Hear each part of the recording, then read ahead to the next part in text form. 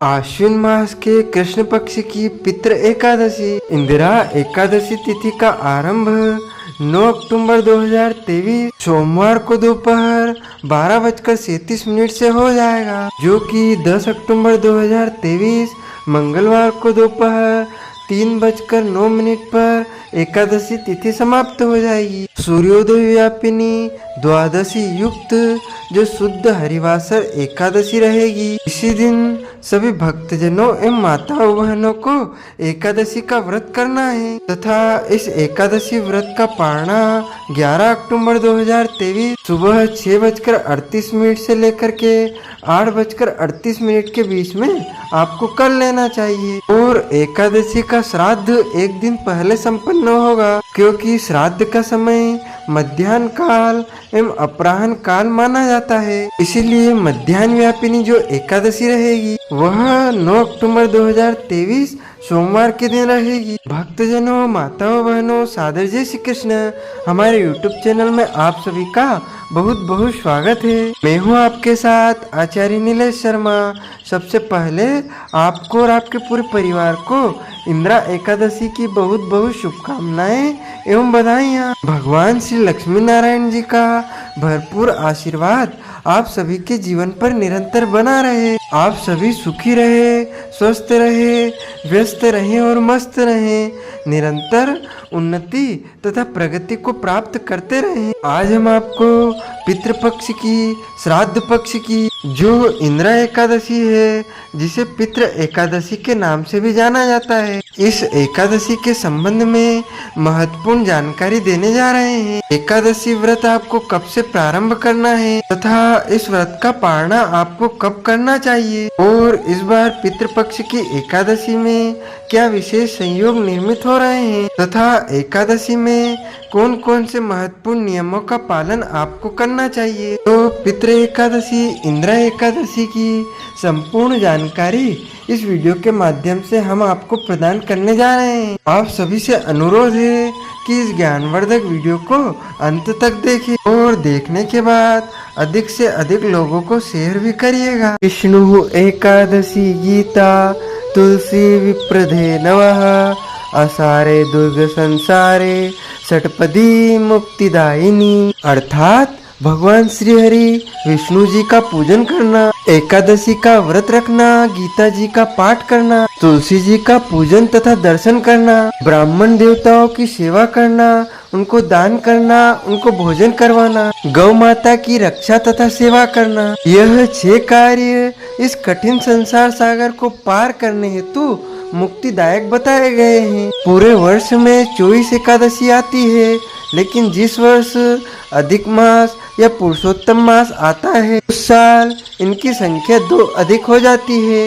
यानी कुल मिलाकर 26 एकादशी हो जाती है। प्रत्येक महीने में 2 बार एकादशी आती है, एक कृष्ण पक्ष में, दूसरी शुक्ल पक्ष में। दोनों ही एकादशियों का भिन्न भिन्न महत्व हमारे धर्म ग्रंथों तथा पुराणों में बताया गया है। एकादशी का व्रत भगवान श्री हरि लक्ष्मी नारायण जी का परम प्रिय व्रत है। एकादशी का व्रत करने से मनुष्य के कई जन्मों के पाप जड़ से नष्ट हो जाते हैं तथा उनके पुण्यों का उदय होता है। जब मनुष्य के जन्म जन्मांतर के पाप जड़ से नष्ट हो जाते हैं, तभी उन्हें सांसारिक एवं भौतिक सुखों की प्राप्ति होती है। जो भक्तजन, माताएं बहनें एकादशी का व्रत करते हैं, उनको तो इस एकादशी का व्रत करना ही चाहिए। और जो एकादशी का व्रत नहीं करते हैं या फिर कभी कभी एकादशी का व्रत करते हैं, उन सभी भक्तजनों को इस पितृ एकादशी का, इंदिरा एकादशी का व्रत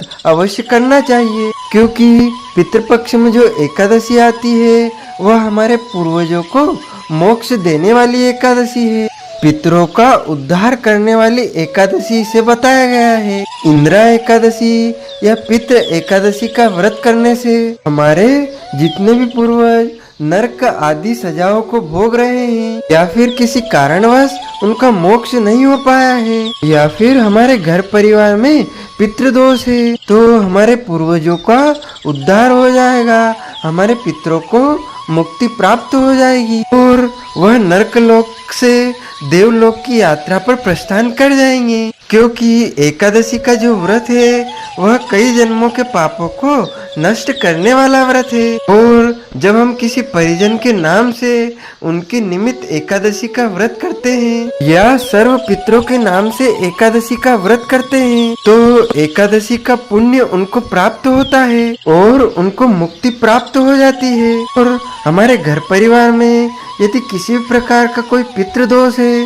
तो वह जड़ से नष्ट हो जाता है। क्योंकि जीवन में जो अधिकतम समस्याएं आती है वह पितृ दोष के कारण ही आती है। पितृ दोष के कारण पढ़ाई में उन्नति नहीं हो पाती है, पितृ दोष के कारण अच्छी नौकरी नहीं मिल पाती है, पितृ दोष के कारण नौकरी में पदोन्नति नहीं हो पाती है और पितृ दोष के कारण आमदनी नहीं बढ़ती है। पितृ दोष के कारण आर्थिक, सामाजिक, पारिवारिक समस्याओं का सामना करना पड़ता है और पितृदोष के कारण राजनीतिक क्षेत्र में भी समस्याओं का सामना करना पड़ता है। तो कुल मिलाकर देखा जाए तो जीवन में अधिकतम समस्याएं पितृदोष के कारण ही निर्मित होती है। इसीलिए प्रत्येक मनुष्य का कर्तव्य होता है कि वह पहले अपने घर परिवार के पितृदोष को समाप्त करें और जब पितृदोष समाप्त हो जाएंगे तो जीवन की समस्याओं का स्वतः ही आपको समाधान मिल जाएगा।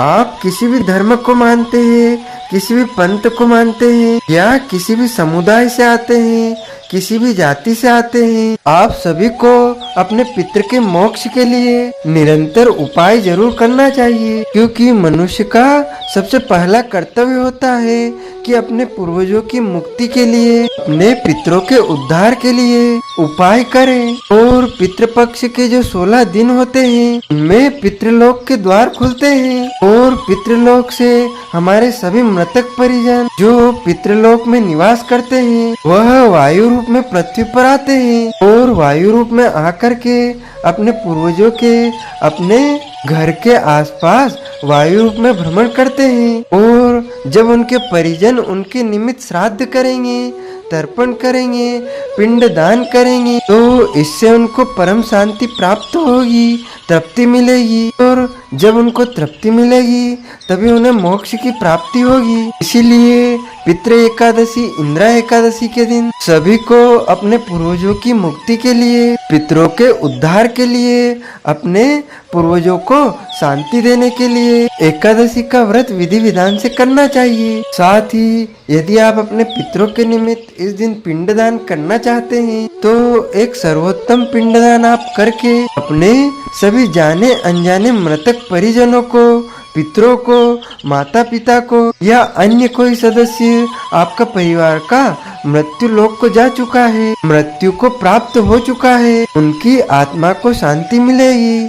तो आपको बस करना यह है कि पितृ एकादशी यानी 10 अक्टूबर 2023 मंगलवार के दिन यदि आप एकादशी का व्रत करते हैं तो बहुत अच्छा है, लेकिन यदि नहीं भी करते हैं तो भी आपको पितृ एकादशी के दिन सुबह स्नान करने के बाद पितरों को कुशा तथा काले तिल से जलांजलि अर्पण करना है। तथा मध्याह्न काल में, मध्याह्न काल का अर्थ होता है दोपहर 11:30 से लेकर दोपहर 12:30 के बीच में आपको बस एक पिंड बनाना है और यह पिंड आपको काले तिल व गुड़ से बनाना है। बस आपको कुछ काले तिल लेना है, लगभग 100 ग्राम काले तिल आपको लाना है और 100 ग्राम गुड़ लाना है और दोनों को अच्छी प्रकार से या तो चूरा बना करके पीस करके और उसका पिंड बना लेना है। और आप अपने घर में दक्षिण दिशा की ओर मुंह करके बैठ जाइएगा और यदि संभव हो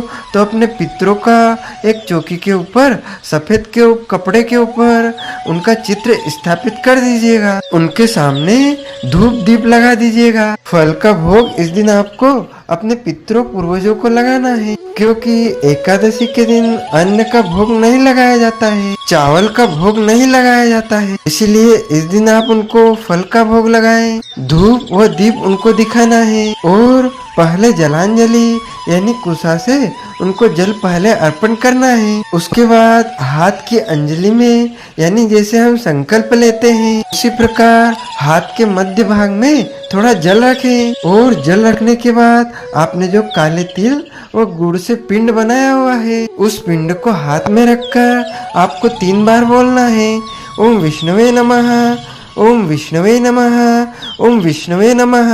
बस इस प्रकार आपको बोलना है और आपको अपने नाम व गोत्र का उच्चारण कर लेना है। फिर आपको यदि किसी विशेष परिजन, माता पिता, पत्नी को, भाई को या अन्य किसी मृतक परिजन को उस पिंड को दान करना है तो उनका नाम और गोत्र यदि याद है तो वह बोल लीजिएगा। और यदि आप अपने समस्त पितरों को समर्पित करना चाहते हैं तो आप बोलिएगा सर्व पितरों को यानी कि सभी पितरों को। और गोत्र यदि नहीं याद है तो आप अपने गोत्र को ब्रह्म गोत्र बोल सकते हैं यानी प्रत्येक मनुष्य ब्रह्मा जी की सृष्टि से उत्पन्न हुआ है। ये मानव मात्र का गोत्र ब्रह्म गोत्र माना जाता है। तो आप ब्रह्म गोत्र बोल करके बोलिएगा कि यह पितृ पिंड में अपने समस्त पितरों को समर्पण करता हूँ और वह इस पिंड को प्राप्त करके तृप्त हो जाए और उनका मोक्ष हो जाए तथा भगवान नारायण का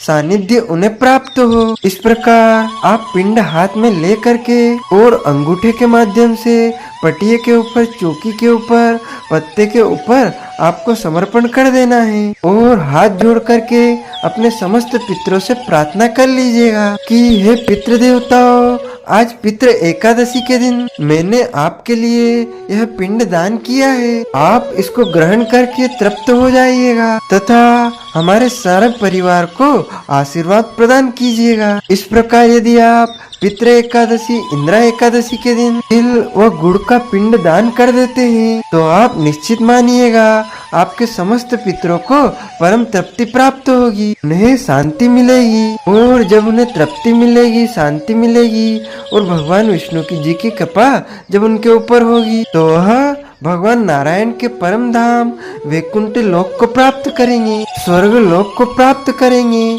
उनको मोक्ष की प्राप्ति होगी और आपके घर परिवार के समस्त पितृदोष जड़ से नष्ट हो जाएंगे और आपके घर में सुख शांति समृद्धि का वास होगा। तो हमें उम्मीद है आपको हमने जो पिंडदान की यह विधि बताई है वह अच्छी प्रकार से आपको समझ में आ गई होगी। लेकिन यदि आप ऐसा सोच रहे हैं कि एकादशी का श्राद्ध तो नहीं करना चाहिए, शास्त्रों में लिखा हुआ है, तो हम आपको पुनः बता दें कि एकादशी के दिन श्राद्ध करना वर्जित माना गया है और जिनकी एकादशी तिथि होती है उनका श्राद्ध या तो 10वीं तिथि में करना चाहिए या फिर द्वादशी तिथि में भी आप कर सकते हैं। और एकादशी के दिन यदि आप श्राद्ध कर्म करना चाहते हैं तो आप जो पिंड होते हैं वह तिल व गुड़ के बनाकर पितरों को समर्पित करें तथा जो भोजन आप तैयार करने जा रहे हैं वह फलाहारी भोजन होना चाहिए। और यदि स्वयं नहीं खा सकते हैं,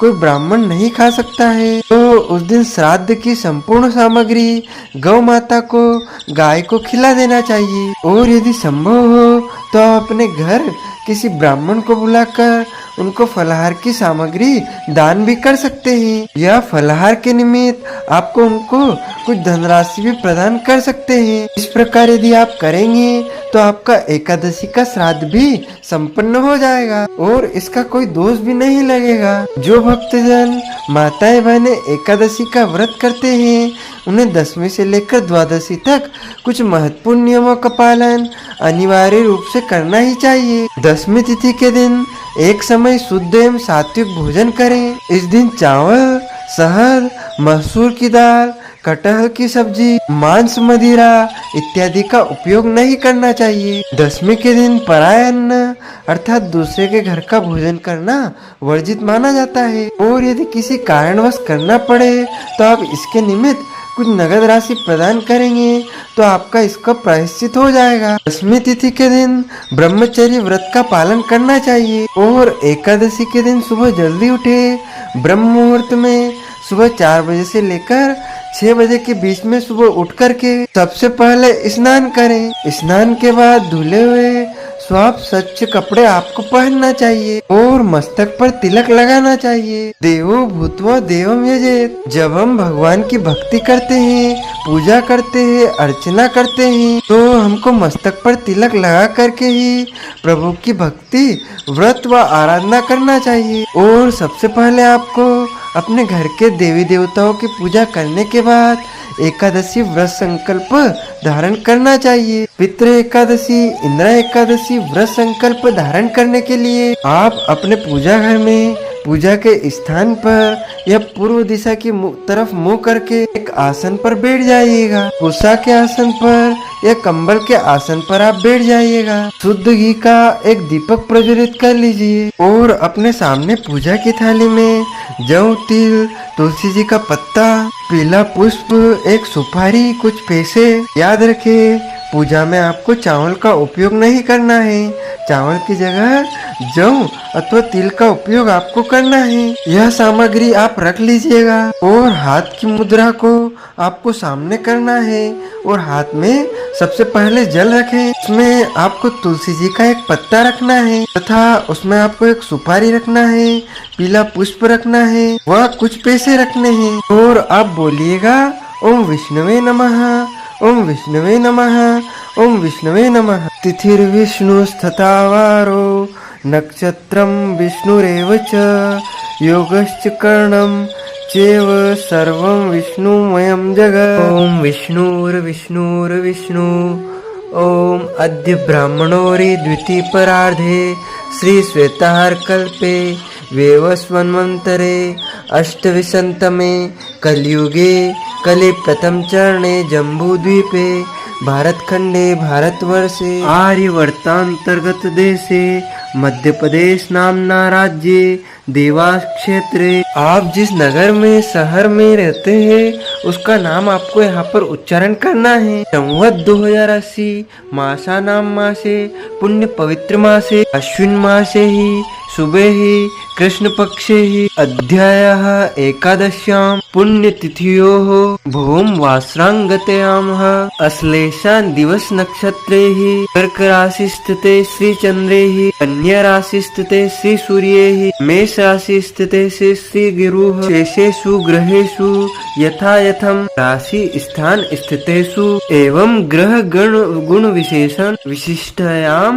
शुभ पुण्यतिथो। आप बोलिएगा मम आत्मनः। अपना नाम व गोत्र यहाँ पर आपको उच्चारण करना है। श्रुति स्मृति पुराणोक्त वेदोक्त फल प्राप्त्यर्थम संकल्पित कामना संसिद्ध्यर्थम लोके सभा द्वारे राज्य द्वारे व्यापारे कृषि कार्य सेवा कार्य यश विजय लाभादि प्राप्त्यर्थम नवग्रह देवता प्रसन्नार्थम सर्व देवता प्रसन्नार्थम अप्राप्त लक्ष्मी प्राप्त्यर्थम प्राप्त लक्ष्मी औश्चर्य काल संरक्षणार्थम सकल मन इच्छित कामना संसिद्ध्यर्थम अद्य दिवसे पितृ एकादशी इंदिरा एकादशी पर्वांग भूताना। आप यहाँ पर बोलिएगा मेरे समस्त पितरों के मोक्ष के लिए, सभी मृत आत्मा के उद्धार के लिए आज मैं एकादशी व्रत का संकल्प धारण करने जा रहा हूँ। भगवते श्री लक्ष्मी नारायण देवता प्रीत्यर्थम अद्य दिवसे एकादशी व्रत अहम करिष्ये। वैसे हमने आपको यह संकल्प संस्कृत में बोलकर सुनाया है। यदि आप चाहें तो 3 बार ओम विष्णुवे नमः, ओम विष्णुवे नमः, ओम विष्णुवे नमः बोलकर अपना नाम और गोत्र उच्चारण करके अपने पूर्वजों का गोत्र व नाम बोलते हुए कहिएगा कि हे प्रभु, मैं आज एकादशी का व्रत करने जा रहा हूँ और इस व्रत का संकल्प मैं यहाँ धारण करता हूँ। इस प्रकार आपको संकल्प प्रभु को समर्पित करने के बाद हाथ जोड़ करके प्रभु से प्रार्थना करें, भगवान से प्रार्थना करें कि हे करुणा निधान, हे प्रभु, आज हम इंदिरा एकादशी पितृ एकादशी व्रत धारण करने जा रहे हैं। आपकी कृपा, आपका आशीर्वाद हमारे जीवन पर सदैव बना रहे और हमें पूरा सामर्थ्य और शक्ति प्रदान करें कि पूरे विधि विधान के साथ में हम पितृ एकादशी, इंदिरा एकादशी का व्रत कर सके और सदैव आपकी कृपा दृष्टि हमारे ऊपर बनी रहे। इस प्रकार आपका एकादशी व्रत आरंभ हो जाएगा। एकादशी के दिन सूर्य भगवान को अर्घ्य प्रदान करना चाहिए, माता पिता को प्रणाम करें, तुलसी जी का पूजन करें, गौ माता का पूजन करें।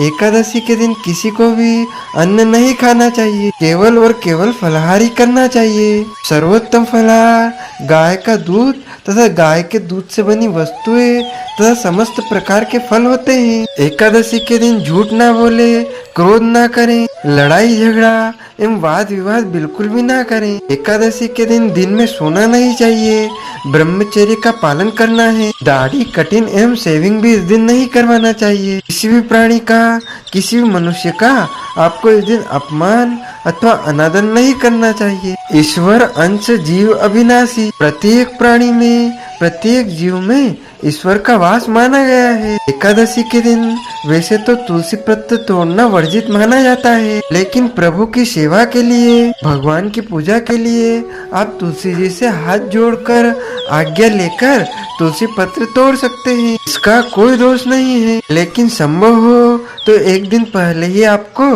तुलसी पत्र तोड़ कर रख लेना चाहिए। तुलसी जी के पत्ते कभी बासी नहीं होते हैं, आप बार बार धो कर के भी इनका उपयोग कर सकते हैं। या चढ़े हुए पत्ते हैं, उनको भी आप धोकर उपयोग में ला सकते हैं। या तुलसी जी के सूखे पत्ते या तुलसी मंजरी या तुलसी जी का चूर्ण भी आप एकादशी में उपयोग कर सकते हैं। इसी प्रकार एकादशी के दिन किसी पेड़ पौधों को काटना अथवा छानना नहीं चाहिए। भगवान की सेवा के लिए, भगवान की पूजा के लिए आप पुष्प तोड़ सकते हैं, इसका कोई दोष नहीं है। पुष्प तोड़ने के नियम में यह बताया है कि आपको बिना नहाए ही पुष्प तोड़ने चाहिए।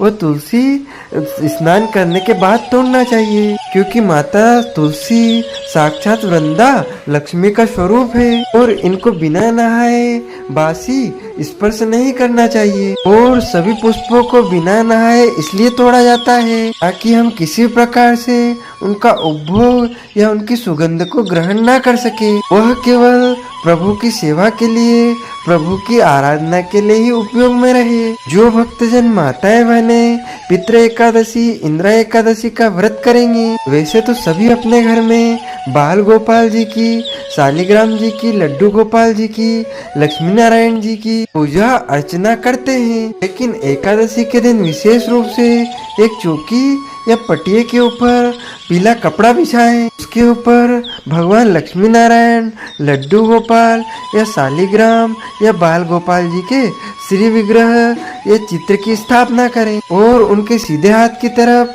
गेहूं की ढेरी के ऊपर तांबे के लोटे में पत्ते डालें, तुलसी पत्र डालें, उसमें आम के पत्ते आपको डालना है। उसके ऊपर एक नारियल रखें और कलश की स्थापना करें। सर्वप्रथम गौरी गणेश जी का दीपक प्रज्वलित करके पूजन अर्चन करें, फिर कलश का पूजन करें, फिर भगवान शालिग्राम जी का, बाल गोपाल जी का, लड्डू गोपाल जी का, श्री लक्ष्मी नारायण जी का पूजन अर्चन करें। उनको फलाहार का भोग लगाएं, आरती उतारे और ब्राह्मण देवता के मुख से ही आपको एकादशी व्रत कथा सुनना चाहिए, क्योंकि ब्रह्म वाक्य जनार्दनम। और कथा सुनने के बाद ब्राह्मण देवता को यथाशक्ति दक्षिणा भी आपको जरूर प्रदान करना चाहिए। एकादशी व्रत में पंचमेवा का फलाहार आप कर सकते हैं, सभी प्रकार के फलों का आप उपयोग कर सकते हैं। साबूदाने, दाने, आलू और अन्य जो शुद्ध एवं सात्विक फलाहार है, उनका आप उपयोग कर सकते हैं। यदि आपको कोई बीमारी है और आपको दवाई लेनी होती है, तो आप फलाहार ग्रहण करके दवाई ले सकते हैं, इसका कोई दोष नहीं लगेगा। इसी प्रकार यदि आपके घर परिवार में जन्म अथवा मृत्यु का सूतक लगा हुआ है या अचानक लग जाता है, तो ऐसी परिस्थिति में भी आपको व्रत तो करना चाहिए, लेकिन भगवान का स्पर्श एवं पूजन कार्य आपको नहीं करना चाहिए। और जब हमारे द्वारा द्वादशी के दिन या त्रयोदशी के दिन व्रत का पारणा किया जाता है उस दिन हमको चावल का उपयोग जरूर करना चाहिए, क्योंकि दशमी में व एकादशी में लगातार 2 दिन पूजन में या फिर खाने में चावल का उपयोग नहीं करना चाहिए। यदि आपके घर में एकादशी का व्रत होता है या नहीं भी होता है, दोनों ही परिस्थिति में आपको चावल का उपयोग अपने घर में बिल्कुल भी नहीं करना चाहिए। लेकिन जिस दिन व्रत का पारणा किया जाता है, व्रत खोला जाता है, व्रत खोलने की विधि को ही पारणा कहा गया है। उस दिन देव अन्न यानी कि चावल का सम्मान हमको अवश्य करना चाहिए। यदि उस दिन कोई और व्रत है जिस दिन पारणा किया जाता है, उस दिन यदि प्रदोष का व्रत है या और कोई व्रत है, तो आप फल या फलहारी वस्तु से एकादशी व्रत का पारणा कर सकते हैं। और सुबह के समय यदि आप चाहें तो जल या तुलसी जी के पत्ते से व्रत का पारणा कर लें। फल या फलहारी वस्तु से भी आप व्रत का पारणा कर सकते हैं। प्रभु के प्रसाद से भी आप व्रत का पारणा कर सकते हैं। लेकिन आपको पारणा सुबह के समय शुभ मुहूर्त में ही सूर्योदय के बाद करना चाहिए। जब हम पारणा करते हैं उस समय ब्राह्मण भोजन करवाने का विधान है, लेकिन इतनी सुबह हम किसी ब्राह्मण को न बुला पाते हैं, न ही उनको सीधा सामान दे पाते हैं। ऐसी परिस्थिति में आप मन में ही संकल्प कर ले कि हम ब्राह्मण देवता को आटा, चावल, दाल, सीधा सामग्री दान करेंगे, या इसके निमित्त हम उनको नगद राशि प्रदान करेंगे या उनको भोजन करवाएंगे। यह मन में आप उसी समय स्मरण कर लेंगे तो भी आपको ब्राह्मण भोजन का पुण्य प्राप्त हो जाएगा। व्रत का पारणा जिस दिन किया जाता है उस दिन लहसुन, प्याज, मांस, मदिरा, किसी प्रकार के अभक्ष्य भक्षण का उपयोग नहीं किया जाता है। इस दिन भोजन में आपको चावल अवश्य खाना चाहिए। यदि संभव हो तो पारणा करते समय उसी समय चावल खा लें। यदि नहीं संभव हो तो भोजन के साथ चावल खा लें। यदि पारणा वाले दिन और कोई व्रत है तो शाम को भी आप चावल खा सकते हैं, इसका कोई दोष नहीं है। लेकिन पारणा वाले दिन चावल अवश्य ही खाना चाहिए। चावल खाने से हमारे जो पाप होते हैं, दोष होते हैं, उन सभी का प्रायश्चित हो जाता है। पितृ एकादशी, इंद्र एकादशी की महिमा हमारे धर्म ग्रंथों तथा पुराणों में अपरंपार बताई गई है। श्राद्ध पक्ष में जो एकादशी होती है वह कई पीढ़ियों को तार देती है। यदि आपके पूर्वजों को पितरों का उद्धार नहीं हो पाया है तो उनके निमित्त यदि आप इस एकादशी का व्रत कर लेंगे तो उनका उद्धार हो जाएगा, उनको मोक्ष की प्राप्ति हो जाएगी। यदि आपने कभी भी एकादशी का व्रत नहीं किया है तो केवल यदि आप पितृ एकादशी, इंद्र एकादशी का भी व्रत कर लेंगे तो भी आपके समस्त पितरों का, पूर्वजों का उद्धार हो जाएगा, उनको सहज ही मोक्ष प्राप्त हो जाएगा। तो इस एकादशी का व्रत सभी को करना चाहिए और सभी को इसका लाभ लेना चाहिए, क्योंकि 12 महीनों में एक बार ही पितृ एकादशी आती है। पितृपक्ष श्राद्ध पक्ष में आने के कारण इस एकादशी का महत्व और भी अधिक बढ़ गया है। तो भक्तजनों, माताओं, बहनों, हमने जो ज्ञानवर्धक जानकारी आपको प्रदान की है इसको अधिक से अधिक शेयर कीजिएगा, लाइक कीजिएगा, कमेंट कीजिएगा, तथा आपने अभी तक सब्सक्राइब नहीं किया है तो इसी प्रकार ज्ञानवर्धक वीडियो